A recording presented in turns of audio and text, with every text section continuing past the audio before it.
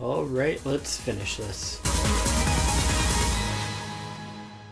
Area 88 is a manga that was released between 1979 and 1986, and it received 2 anime adaptations. Today we're going to be looking at the 2004 anime adaptation. I've already went over the 1985 one, link will be in the description. So... Area 88 is a 12-episode anime by Group Tech. It ran from January 9th, 2004 through March 26, 2004, and was brought to North America between 2005 and 2006 by ADV. Now, having watched both versions, there will be some inevitable comparisons, though I will try to keep those down to a minimum.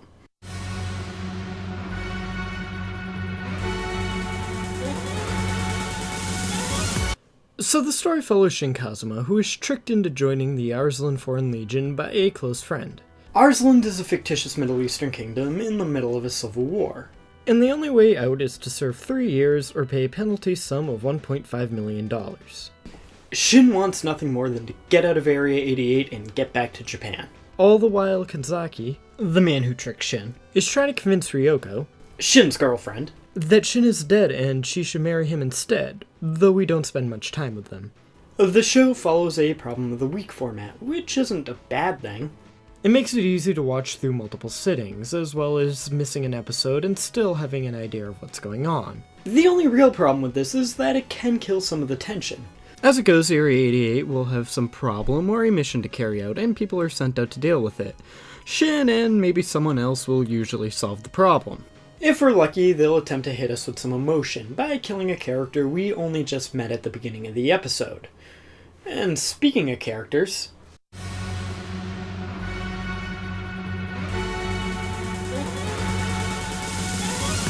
So let's start with our main protagonist, Shin, which is usually a good place to start, seeing as he is the main protagonist.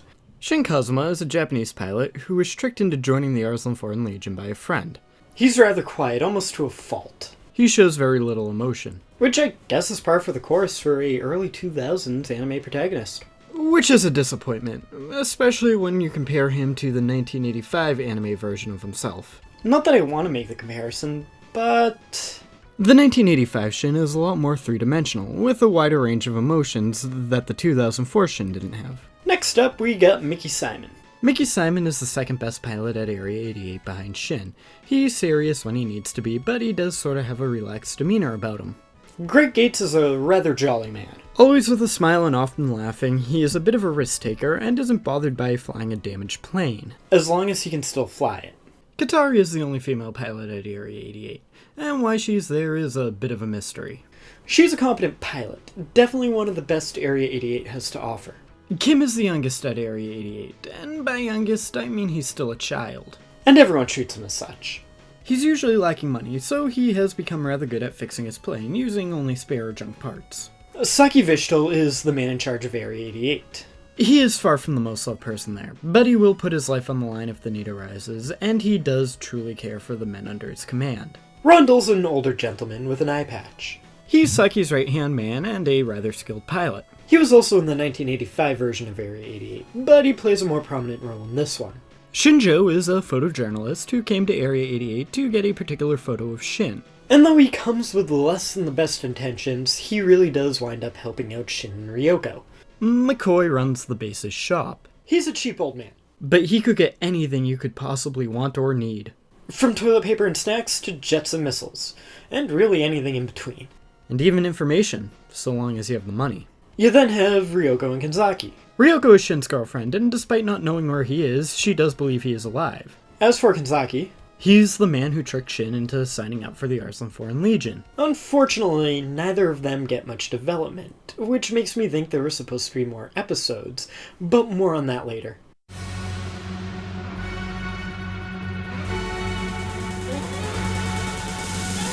The English dub is fine, it does what it's supposed to. Though not the best, it's not the worst either. It's pretty par for the course. It's also pretty cool that ADV uses the same voice actors for both versions of Area 88.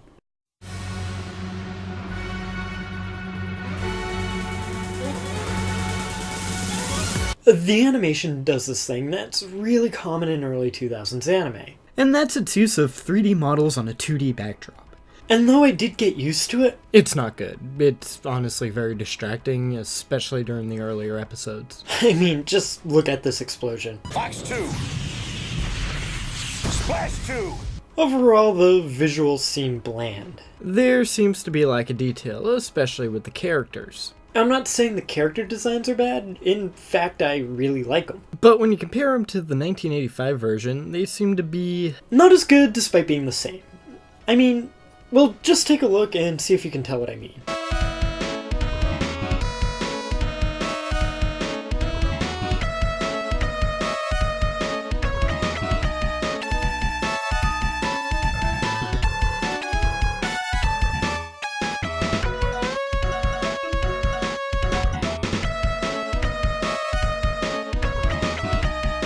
As for the mechanical design, Well, all the aircraft are based off of real-world aircraft, so complaining about them would just be complaining about things that actually exist.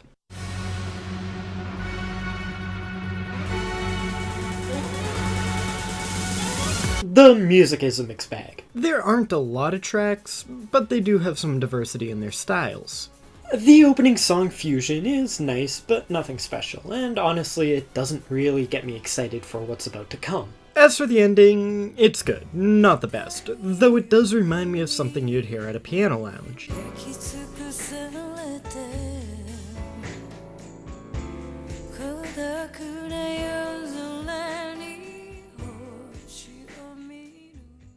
The show to me seems incomplete, as if there was supposed to be another season.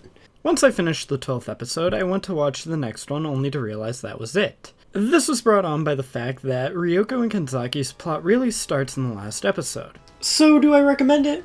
Well, no.